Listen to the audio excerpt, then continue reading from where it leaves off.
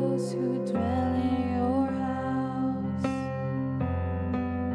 They are ever praising you. Blessed are those whose strength's in you, whose hearts are set on our God.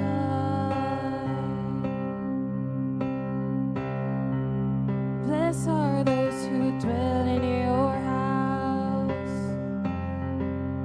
They are ever praising you. Blessed are those whose strength's in you, whose hearts are set on our God.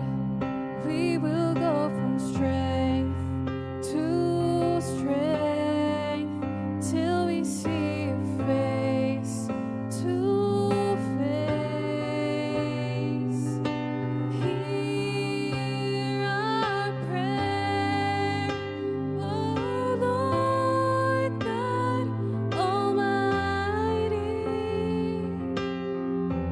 Come bless our land as we seek you, worship you.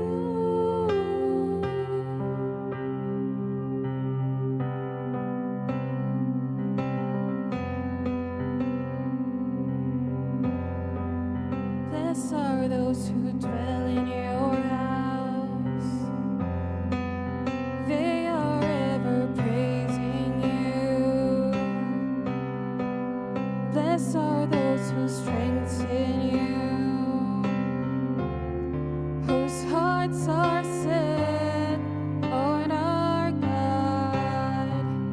We will go from strength to strength till we see your face to face. Hear our prayer, O Lord God Almighty. Come bless our land as we seek you, worship you. Hear our prayer, O Lord God Almighty.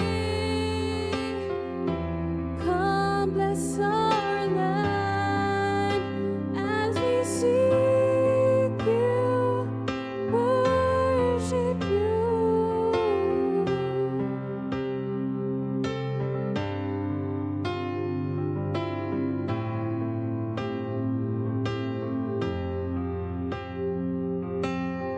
For you are holy, for you are holy, for you are holy, Lord. For you are holy, for you are holy, for you are holy, Lord. For you are holy, for you are holy, for you are holy, for you are holy, Lord. For you are holy, for you are holy, for you are holy, for you are holy, Lord. Hear our prayer, O Lord God Almighty. Come bless our land as we seek you, worship you. Hear our prayer, O Lord God Almighty. Come bless our land as we seek you, worship you. Hallelujah, we worship you this morning. Truly, oh God, we are blessed because we are in your midst. We are in your presence. And Lord, we just acknowledge, oh God, your faithfulness. We acknowledge, Lord, that you are holy, that you are our Lord, you are our Savior. Maraming salamat, Panginoon, and we just give you back all the glory and honor and praises to you alone. In Jesus' name, amen and amen. Isang pinagpalang araw sa ating lahat, mga kapatid. Ako po si Brother Mark de Tontorum at ako ay isa rin po sa mga isa sa mga Board of Trustees ng Legions of Christ. Ngayon pong araw na ito, ako po ay magbabahagi naman sa Lucas chapter 8 or Luke chapter 8 on our 4th day of prayer and fasting this month of October. So before we study the Word of God, let us all pray and ask the Lord to be with us and guide us as I share and as we continue to dig deep in the Word of God. Inayayahan ko po kayong lahat, mga kapatid, tayo pong lahat ay manalangin. Manaming Diyos, marami pong salamat, Panginoon, sa sana naman pong araw na pinagkaloob mo sa amin para mag-aral, para po magpalalim at mag-fast, Lord, sa pamamagitan ng iyong mga salita. We ask of you, in the name of our Lord and our Savior, Jesus Christ, samahan niyo po kami, bawat isa, na patuloy po pong makinig sa iyong mga salita, patuloy pa po kami magpalalim sa iyong pagkakakilala namin sa iyo, Panginoon. Let us not, O Lord, put to waste what you have put and implanted in our hearts, your word of truth, patuloy na yumabong at mag-ugat sa aming puso at sa aming buhay. Maraming pong salamat, Panginoon. Inaanyayahan ka po namin, Banal na Espiritu, Holy Spirit, to be with us at this very moment, O Lord. In the name of our Savior and our Lord Jesus Christ. Amen. Again, magandang araw, magandang pinagpalang araw po sa ating lahat. Bilang pagsisimula po, gusto ko lang po siguro mag-share ng kaunti. As I remember, when I was a small kid, meron po akong isang paboritong kanta sa Sunday school na may tila po yung song actually, parang a few words and sentences lang, but it really stuck deep into my heart. Ang title po ng song na yon, I Love My Jesus Deep Down in My Heart. So that song actually, kinakanta po siya ng mga bata, usually mga toddler years or even grade school years. Ang lyrics goes like this. Sabi doon, I love my Jesus deep down in my heart. Talk about deep, deep, down, down, deep down in my heart. Yun lang po yung lyrics niya, paulit-ulit. Talk about deep, deep, down, down, deep down in my heart. Siyempre nung bata po ako, hindi ko po masyado naiintindihan what the significance and what does the word or those lyrics mean. Pero as I grow older, naiintindihan ko na, kailangan mo pala talagang maging malalim. Yung deep, deep, at down, down, hindi lang siya lyrics eh. May significance o may meaning pala yung words na deep, deep, and down, down. Sa umagang ito, pag-uusapan po natin yung Luke chapter 8. We will dwell on verses 4 to 15. So pag binasa po natin to, bago po natin simulan, this is the parable of the sower or the parable of the farmer, which is found in Luke chapter 8, verses 4 to 15. Inaayaya ko po, mga kapatid, basahin po natin itong lahat. This is found in the New International Version. Let us all read. In verse 4, while a large crowd was gathering, and people were coming to Jesus from town after town, he told this parable. A farmer went out to sow his seed. As he was scattering the seed, some fell along the path, it was trampled on, and the birds ate it up. Some fell on rocky ground, and when it came up, the plants withered because they had no moisture. In verse 7, other seed fell among the thorns, which grew with it and choked the plants.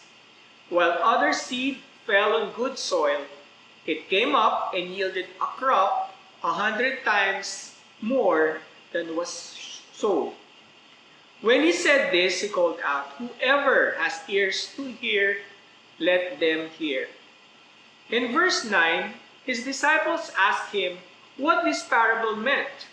He said, "The knowledge of the secrets of the kingdom of God has been given to you, but no others I speak in parables, so that through seeing they may not see, through hearing they may not understand." Verse 11, this is the meaning of the parable. The seed is the word of God. Those along the path are the ones who hear, and when the devil comes and takes away the word from their hearts, so they may not believe and be saved. Those on the rocky ground are the ones who receive the word with joy when they hear it, but they have no root. They believe for a while, but in the time of testing, they fall away. Verse 14, the seed that fell among thorns stands for those who hear, but as they go on their way, they are choked by life's worries, riches and pleasures, and they do not mature. In the last verse, verse 15, but the seed on good soil stands for those with a noble and good heart who hear the word, retain it, and by preserving, produce a crop. May the Lord bless His word. So this chapter, Luke chapter 8, is filled with the treasures or stories about the wonderful acts of the Lord. Kabilang po rito sa chapter na to, not just this parable, is the story about Jesus healing the man that was possessed by demons, na pinalayas ni Lord yung mga demons na yon at yung mga demons lumipas sila sa pigs, no? Andito rin yung story na pinagaling ni Lord yung namatay ng anak ni Jairus. At andito rin yung story sa chapter 8, yung babae na humawak ng laylayan ng damit ng Panginoon and she was immediately healed. So the chapter is filled with wonderful stories about the miraculous side of our Lord, how He could raise people from the dead, and not just that, free men, not just from demon possession, but from sicknesses that can bind a person. So napaka-wonderful talaga itong verse na to. But before those stories, verses 4 to 15, present muna ni Lord yung isang parable about the sower or yung isang magsasaka. Diba? Siguro kung naranasan na natin magtanim, siguro nung bata tayo, ako sa elementary, since I studied in a public school, we had an experience na magtanim ng mga vegetables. No? Siyempre may garden pa dati nung panahon namin. Ewan kung meron pa rin ngayon this time, pero sa mga public, usually sa probinsya, ganun po talaga, nagtatanim ng mga, kami pechay ata yung tinanim namin. So may mga ganun po, no, naranasan po natin magtanim. Siguro yung mga bata nag-experiment din about yung mga munggo. I don't know if everyone has experienced that. Yung seeds ng munggo, ilalagay mo siya sa napkin or tissue, and then within a few days, mag-sprout na siya. Actually, yung story na yun reminds me of this particular parable, yung biglang tumutubo and then eventually, dahil nga walang root, namamatay din agad. So what are the main lessons that we have learned about this parable? So there are actually 4 types of soil na binanggit dito sa Luke chapter 8. And these types of soils actually, when we talked about the story, we could think of it na yung soil is our hearts and the seed is the Word of God. Actually, yun nga po mismo yung sinabi nung sa binasa natin na the seed is the Word of God sa Luke chapter 8. So ano ba yung significance ng mga different kinds of soil or situations na pinagdaanan or pwedeng pagdaanan ng isang tao? So the first one, path, yung mga nalaglag sa daanan, no? Sino daw itong mga to? Sabi dun sa binasa natin, sabi sa Luke chapter 8 verse 12, these people are those who hear, and when the devil comes, takes away the word from their heart. So posible pala yun, no? Nakinig ka, pero yung kaaway, which is the devil, pwede niyang kuhanin yung natanim sa puso mo. Remember what the Lord Jesus, our Lord, had said, di ba? Ano ba ang devil? Ano ba ang trabaho ng kaaway natin? Basically, if we would sum it up, makikita siya sa John 10:10, no? John chapter 10 verse 10, sa first portion of that verse, and sabi doon, the thief comes only to kill, and to destroy. Ang kaaway, ang magnanakaw, ang purpose lang niya, pumatay, manira, at magnakaw. Sino ba yun? Walang iba kundi ang kaaway natin, ang devil, no? Because Jesus, on the other hand, He said that, I have come that they may have life. Buhay, yung Zoe life, the full life, na ang pinapangako sa atin ng Panginoon. So ang devil, kaya niya pala magnakaw. No? Kasi nga, these people na nakinig, pero they let, the word was taken away from their hearts, they might be spiritually blind in the first place. Yung pagkabulag na hindi siya, syempre, spiritually blind nga, no? Hindi siya physical. Pwedeng, ang tao kasi, if hindi siya bukas sa salita ng Diyos, kahit anong salita natin, share natin sa gospel, mag-evangelize tayo ng Rome, kahit ilang beses natin i-Romans 6.23 yan, o Romans 3.23, kung wala naman talagang hindi mag-work yung well, the Word of God is powerful, pero if on their hearts is hardened, mahihirapan tayo eh. Kaya nga in evangelism, in sharing God's Word, the first thing we need to do is to pray for that person. Kasi we are battling not against with flesh and blood, but against principalities, against rulers of this age. Kumbaga may spiritual forces behind it. Hindi lang to basta pag-share ka lang. Kasi kailangan mo munang ma-open yung heart ng taong to. Kailangan muna siyang magkaroon ng spiritual awakening. And that cure for spiritual blindness is through the Lord Jesus Christ. Ang sabi sa James 4:7, and I will share this verse. Basahin po natin ito mga kapatid. James 4:7 says, submit therefore to God, but resist the devil, and he will flee from you. Kailangan natin mag-submit sa Panginoon. But we need to resist the devil as well. And he will flee from you. At sinabi rin ni Jesus, si Lord mismo nagsabi sa Luke 10:19. Itong verse na to, napakagandang verse to. I would suggest that you also memorize this one or i-bookmark natin. Sa Luke 10:19, sinabi ni Jesus, I have given you authority to trample on snakes and scorpions and to overcome all the power of the enemy. Nothing will harm you.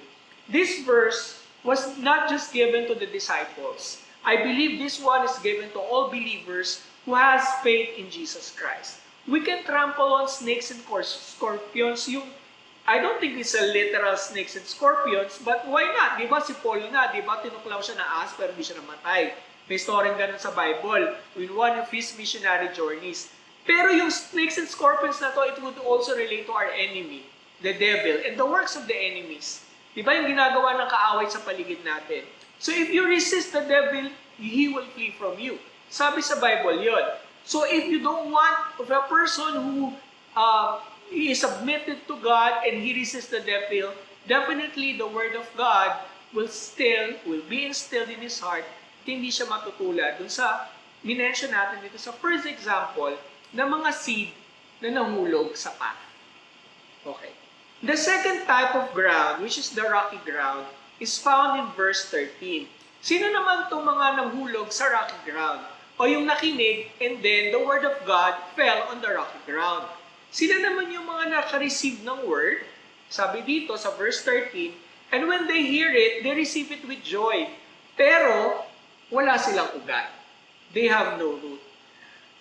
Siguro, it's really paulit-ulit na rin natin minsan sinasabi, no? Whenever time I share God's Word, in the last time that I shared about the storms, you really need to have a good foundation. That foundation should stand, if you're really rooted in the Word of God. Kaya nga, ang advice ko sa mga kapatid ko, mga brothers and sisters also, you need to have a life verse na dapat panghawakan mo.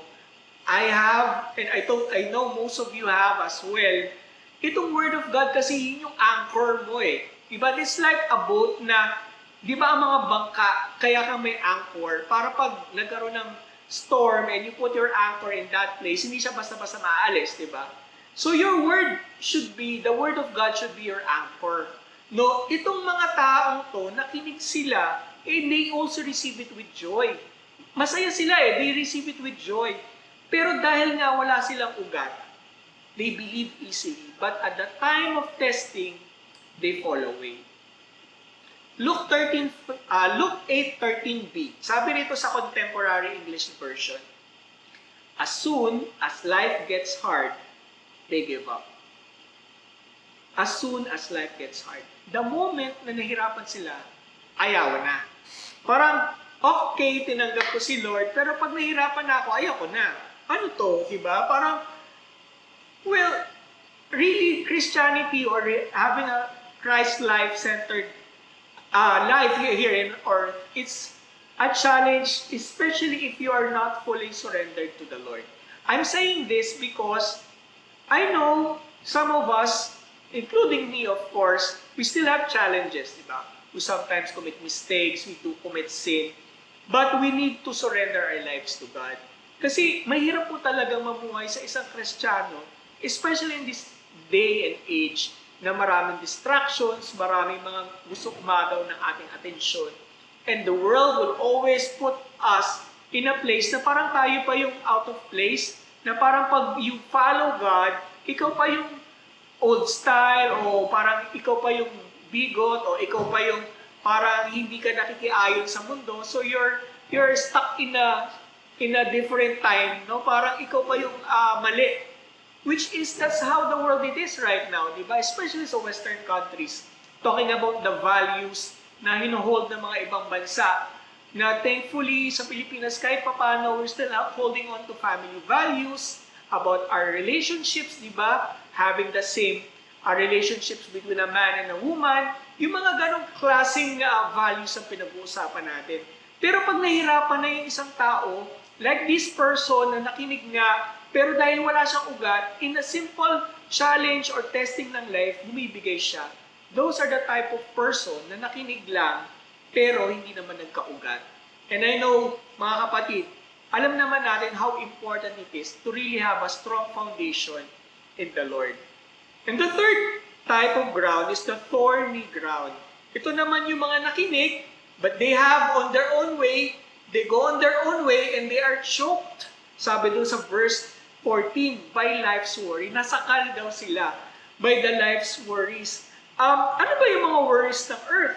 Siyempre, ang world, di ba? Marami yan, mga kapatid. It's not just the financial things Andyan yung mga pleasures of the world, riches of the world, di ba? Nabulag sa kayamanan, sabihin lang natin. Gustong yumaman ng kasing yaman ng mga ayala, or siguro, kahit naman hindi kasing yaman ng mga ayala, pero yung gusto mo lang talaga yumaman to the point na kinalimutan mo na lahat. You have done your own, sabi na natin, diskarte sa buhay. Hindi po masamang yumaman, don't get me wrong. But it is how you value money. Kasi sabi nga sa Bible, di ba? For the love of money, ang pagmamahal sa pera. Hindi yung pera mismong masama. It's not masama in itself, but your love for the money. Yun yung masama. If you love the money more than you love God, dun po tayo nagkakaroon ng problema. And also the worries of the world. Sabi nga basahin natin dun sa Matthew chapter 6 verse 34. Sabi dito, sabi ni Jesus, sabi ng Lord, do not worry about tomorrow. For tomorrow will worry about itself. No? Each day has enough trouble of its own. So yung pagiging warrior nitong taong to, nakinig na siya. Pero na-overwhelm naman siya sa mga alalahanin ng buhay, ng following the riches and the pleasures of the world. Kahit na merong tanim ka, kung masyado kang parang di ba ang puno or ang halaman, pag tinanim mo siya sa, halimbawa, nagtanim ka ng ano bang halaman? For example, nag-alaga ako ng halimbawa, pechay na lang ulit. Pechay, nag-alaga ako ng pechay. Tapos, maglalagay ka doon sa tabi nun, pwede mo ba siyang lagyan ng ibang klase ng halaman na for example, magtatanim ako ng puno ng mangga sa tabi ng pechay. Siyempre, yung moisture or damo, for example, dinubuan siya ng maraming damo sa paligid, definitely yung sustansya or yung nutrients na dapat napunta dun sa halaman na tinanim natin, kukuhanin din siya ng iba kasi marami ng kaagaw eh. So yung kaagaw na to, ito yung mga worries of this world. Which is the Lord Jesus said, do not worry about tomorrow. Hindi nga tayo dapat mag-alala sa kinabukasan eh. Kasi bawat isang araw has enough trouble of its own. Parang tayo kasi, we are preoccupied na ano ba mangyayari sa akin bukas? May kakainin ba yung mga anak ko bukas? Paano pag namatay ako ngayon? Paano na sila? Sino may iwan sa kanila? Narinig ko nga si Pastor Ed Lapis, no? Nung nakikinig ako kahapon na about his preaching, about worrying. Sabi niya, huwag mong alalahanin yung pagkamatay mo kasi lahat naman tayo mamamatay, di ba? Kumbaga iba-iba lang yung way ng pagkamatay natin. Which is, that's a reality. You have to live one day at a time, di ba? Kasi nga, we don't know eh. We don't know what's gonna happen next. So we need to focus our eyes and our future on the Lord Jesus Christ. And then the last one, the fourth type of soil is the good soil. So ito naman yung mga tao na nakinig, sabi sa verse 15, ng salita ng Lord, and they retain it. The key word is retain and persevere in producing a crop. Napaka-importante na hindi ka lang nakinig, na-retain mo sa puso mo, in-apply mo. Kasi yun yung producing a crop eh. Sabi dun sa Matthew chapter 3 verse 10, sabi dun, yung pagkaka-example nga dun, sabi sa Bible, the axe is ready at the root of the trees. Naka-ready na daw yung palakol sa puno, no? At every tree that does not produce good fruit will be cut down. Ang mga puno daw na hindi namumunga, pinuputol. Di ba? Napakasabi na harsh naman ng Lord. Ganun eh. Ganun talaga. We have to produce fruit. Kasi ba't ka nga naman mag-aalaga ng puno? Halimbawa, nagtanim ka ng mangga. Parang, although matagal talaga mamunga ang mangga, I know. Pero kung halimbawa 30 years na wala pa, parang putulin na lang natin. Siguro mas mapapakinabangan pa natin yung panggatong, di ba? Kaysa waiting for it for 3 decades na wala naman siyang bunga. So, ganun po yung pag-produce ng fruit. The Lord is expecting, actually, for us to have a good fruit. Yung fruit natin about reaching out to other people, winning souls, and of course, the fruit of the Spirit. Dapat nakikita sa atin yung fruit of the Spirit, which is manifested by having faith, love, joy, peace, self-control, patience, and kindness. So, yung mga fruit ng Holy Spirit, kailangan nakikita sa buhay natin. Napapakita ba natin sa family natin that we have kindness, gentleness, patience, di ba? Sa sarili ba natin, do we have self-control? So, that is our verse for today. So, mga kapatid, as I end and as I conclude, ito pong verses na nabasa natin sa Luke chapter 8, verses 4 to 15. It reminds us that we really need to have a good soil. Na ang puso natin dapat ready to accept the gospel. Oh yes, we have accepted the gospel, but have we retained it? And are we producing the fruit? I know a lot of us that is listening right now, you might be a Christian for decades, years, no? Pero doon tayo ma-challenge actually, am I producing fruit? Nagbubunga ba yung pananampalataya ko? O hanggang faith lang ako? Yung parang head knowledge faith lang. Parang you're just being a religious person. Kapag wala siyang pagkakaiba sa ibang religion, sabihin na natin, na nag-a-attend din naman sila ng church every Sunday, nagsisimba sila, nagmamas sila, pero nandun lang, we need to have the fruit, produce those fruit na nire-require sa atin ni Lord Jesus. And with that conclusion, we will be praying right now. We will ask the Lord, una, let's pray for ourselves mga kapatid, na magkaroon tayo ng fruit that will really show the Lord that how much we love Him. Na Lord, ito po yung fruit, ito po yung bunga ko na nakikita dapat to ng mga tao na hindi lang natin, kasi pwede tayong, may narinig na ako or na-share sa akin last time na pwede kasi tayo maging silent Christian, no? Tayo lang yung nakakaalam na Kristiyano tayo sa office, sa bahay, minsan, which is weird, no? Dapat, lalo na sa bahay. Going back to our topic ngayon, October, Spirit-filled family, dapat nakikita sa bahay natin na we are really a Christ-centered person. No? Yung fruit ni Lord, nakikita sa atin yung pagiging kind niya, pagiging loving niya sa ating family, sa ating spouse, sa children natin. Those are the fruits that the Lord is requiring from us. That's what we're gonna pray for. Also pray for us to seek more deeper, to be more diligent sa pagbabasa ng salita ng Diyos. Di ba mga kapatid, sabi sa Ephesians 6:17, this is the last verse I'm sharing before we begin to pray. Sabi dito sa Ephesians 6:7, sa NASB version, and take the helmet of salvation, the sword of the Spirit, which is the Word of God. Ano yung Word of God? It is the sword of the Spirit. Tayong lahat, mga kapatid, tayo po yung mga sundalo. Ayaw man natin ito, hindi. We are soldiers in the kingdom of God. And our weapon is the Spirit of truth, or the Spirit of the sword of the Spirit is the Word of God. So we really need to use that Word. Yung salita ng Diyos, dapat i-apply natin kasi yun yung panglaban natin sa lies of the enemy, sa doubts na meron tayo, at sa mga kasinungalingan, not just of the enemy, even of the world, no? Yung mundo na pinapaligiran natin, maraming kasinungalingan na pinapahayag sa atin. So we really need to use the Word of God in our lives for us to grow deeper in our relationship. So I'm asking everyone to let's bow our head. Tayo pong lahat ay manalangin. And those two items that I had said earlier, let's focus on that, na patuloy tayo magpalalim, patuloy tayo maging masunurin sa salita ng Diyos. And let's all pray and let's bow our heads. Father God, marami pong salamat, Panginoon, sa umagang ito na pinagkaloob mo sa amin. Thank you, Lord, for giving us the examples, O Lord, of how to live a life that is godly, that is pleasing to you, Panginoon.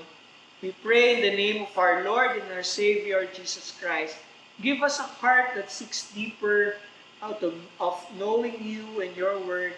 Huwag po kami makontento, Lord, na magbasa lang in a few verses, but to really dig deep, mas lumalim pa sa iyo, Panginoon. Patuloy pa kaming magkaroon ng intimate relationship sa iyo by being more focused on our devotion, Panginoon, sa iyong mga salita. We will not be content with just being a Sunday attendee, Lord, na umaattend lang kami tuwing Sunday, but not following word on a day-to-day basis. Lord, we need you in our lives. Kailangan ka po namin sa aming puso, sa aming buhay. Help us to be a good role model for our families, that your fruit, Lord, is manifested sa buhay namin. Makita, Panginoon, not just our families, but the people around us. Ang salita mo ay namumuhay sa amin at napapakita namin sa aming mga ginagawa, sa aming mga sinasabi, Lord. Help us, O God, to be a light that will shine your name, a light that will bring glory to your name, Father God. Lord, maraming salamat po for giving us this opportunity, not just to fast and to study your word, but to know you deeper in a more stronger relationship pa namin, Lord. We grow deeper and deeper in our knowledge of you, Lord God, and have us, O Lord, always dwell in your spirit. Help us to always dwell in your presence and not to rely on our own selves, Panginoon, but to always cling and to seek your presence in our lives, Father God. Lord, thank you. We give you all the glory and the honor, Father God, in the name of our Savior and our Lord Jesus Christ. Amen. Thank you, Father God. Muli po mga kapatid, maraming pong salamat sa pagsama sa akin. Thank you for joining me on the 4th day of our prayer and fasting. And there's one more day left. We're asking you everyone to join us again tomorrow. May the Lord bless you and keep you. May His face shine upon you and shine where you are. God bless you mga kapatid.